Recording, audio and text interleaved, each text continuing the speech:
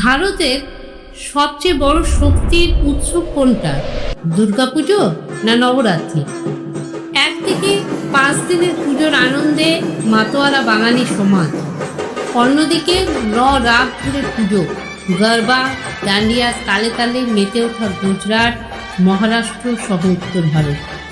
এই দুটি উৎসবের মূলে আছে একই পৌরাণিক কাহিনী, কিন্তু উদযাপনের ধরনে আছে বিশাল পার্থক্য। চলুন আর জানি নবরাত্রি বনাম দুর্গাপুজো, কোন উৎসবের পিছনে কোন ইতিহাস লুকিয়ে আছে, কিভাবে তা পালিত হয়, আর কি মিল ও অমিল আছে। পৌরাণিক কাহিনী অনুসারে দুটি উৎসবেরই ভিত্তি আসলে একটাই কাহিনী, মহিষাসুর বধ। পুরাণে বলা হয় অসুররাজ মহিষাসুর দেবতাদের পরাস্ত করে স্বর্গ দখল করেছিল। তখন ব্রহ্মা, বিষ্ণু ও মহেশ্বর তাদের শক্তি মিলিয়ে জন্ম দেন আদ্যা শক্তি মা দুর্গাকে। এই দেবী দুর্গা 9 দিন ধরে যুদ্ধ করে 10ম দিনে মহিষাসুরকে বধ করেন। এই 9 দিন ব্যাপী ভয়ঙ্কর যুদ্ধে দেবী দুর্গার অদম্য শক্তিকে সম্মান জানিয়ে নবরাত্রি উদযাপন করা হয়, যেখানে নবদুর্গা মানে দেবী দুর্গার 9টি রূপের পুজো করা হয়। অপরদিকে দুর্গাপুজো 5 দিন ব্যাপী দেবী দুর্গার পুজো করা হয়। তবে বাঙালির কাছে এই পুজো শুধু ধর্ম নয়, এক বিশাল সামাজিক উৎসব। এবার আসি উদযাপনের ভিন্নতায়। নবরাত্রি 9 দিন ধরে চলে। প্রতিদিন দেবীর আলাদা রূপে পুজো করা হয়। এই 9 দিন আলাদা রঙের ব্যবহার হয় এবং 9 দিন ভিন্ন ধরনের প্রসাদ অর্পণ করা হয় দেবী দুর্গাকে। হিমালয়ের কন্যা দেবী শৈলপুত্রীর পুজো দিয়ে সূচনা হয় নবরাত্রি। এদিন দেবীকে দেশি ঘি প্রসাদ হিসেবে দেওয়া হয় এবং সাদা রং ব্যবহৃত হয়। দ্বিতীয় দিন দেবী ব্রহ্মচারিণীর পুজো হয়। এদিন দেবীকে চিনি প্রসাদ দেওয়া হয়, লাল রং ব্যবহৃত হয়। তৃতীয় দিন দেবী চন্দ্রঘণ্টার পুজো হয়। এদিন দেবীকে ক্ষীর দেওয়া হয় এবং গাঢ় নীল রং ব্যবহৃত হয়। চতুর্থ দিন দেবী কুষ্মান্ডার পুজো করা হয়। এদিন দেবীকে মালপোয়া প্রসাদ হিসেবে দেওয়া হয় এবং হলুদ রং ব্যবহৃত হয়।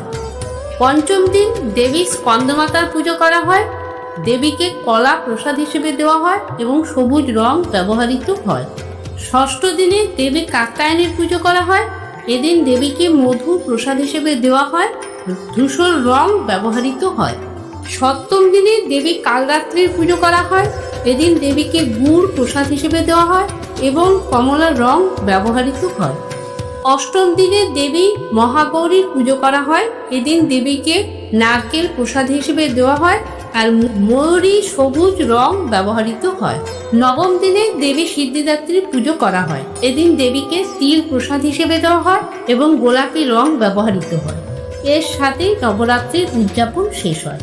এই নবরাত্রিতে প্রতিদিন আলাদা রঙের পোশাক পরে মানুষ পুজোয় অংশগ্রহণ করে। রাত ভোর চলে গরবা আর ডান্ডিয়ার নাচ, যেখানে হাজার হাজার মানুষ একসাথে নাচে।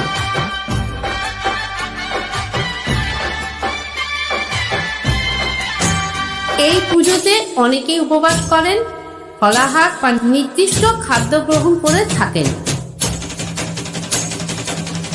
অন্যদিকে দুর্গাপুজোতে বাংলায় মূল 5 দিন এই উৎসব পালিত হয়, ষষ্ঠী থেকে দশমী পর্যন্ত। বিশাল প্যান্ডেল, প্রতিমা, আলোকসজ্জা সব মিলিয়ে দুর্গাপুজোকে এক বিশাল মাত্রা এনে দেয়। সিঁদুর খেলা, ঝুমকি নাচ, ঢাকের বাজনা, বিসর্জন সবই এই উৎসবের অঙ্গ। এখানে শুধু ধর্ম নয়, সাংস্কৃতিক ঐতিহ্যও জড়িয়ে আছে।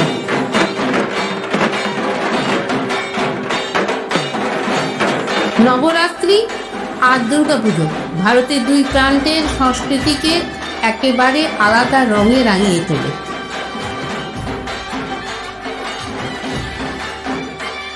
নবরাত্রি উত্তর ভারতে গুজরাট, মহারাষ্ট্রে বেশি জনপ্রিয়, আর দুর্গাপুজো বাংলার প্রাণ। তবে আজ সারা ভারতবর্ষ এবং বিশ্ব জুড়েই পালিত হচ্ছে। নবরাত্রিতে নাচ, গান, পোশাক আর রঙের বাহার দিয়ে উৎসব ভরে ওঠে। অন্যদিকে দুর্গাপুজোতে শিল্প, প্রতিমা, প্যান্ডেল, আলোকসজ্জা, সাংস্কৃতিক অনুষ্ঠানে মেতে ওঠে।